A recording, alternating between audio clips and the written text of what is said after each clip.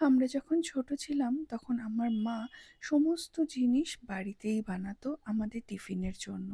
ওই যেমন ধরো নাড়ু, নিমকি, মোয়া, আমরা স্কুলে এই সমস্ত জিনিসই টিফিনে নিয়ে যেতাম। কিন্তু এখনকার দিনে বাইরের খাওয়ার চল এত বেড়ে গেছে, তাই বাচ্চারা এইসব জিনিস তো টিফিনে নিয়েই যায় না। ওই রোজকার চিপস, বিস্কিট এইসবই নিয়ে যায়।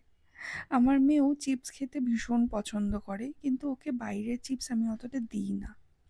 সেই জন্য আজকে ওর জন্য বাড়িতেই আলু দিয়ে একটু চিপস বানালাম, আর তার সঙ্গে বানিয়ে দিয়েছিলাম একটু নিমকি। নিমকিটা অবশ্য আমি আটা দিয়ে বানিয়েছি, কিন্তু সেটাই আমার মেয়ের ভীষণ পছন্দ হয়েছে, তাই রোজ এখন স্কুলে যাওয়ার সময় ওই চিপস আর নিমকিটাই ডিমান্ড করছে।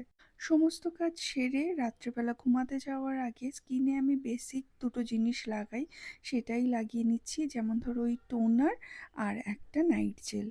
কালকে তো আমাদের দার্জিলিং ঘুরতে যাওয়া, কিন্তু ব্যাগ প্যাকিং এখনও পুরোপুরি কমপ্লিট হয়নি।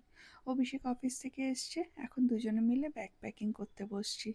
আজকের মতন ভিডিওটা এখানেই শেষ করছি। তোমরা সবাই খুব ভালো থেকো। টাটা।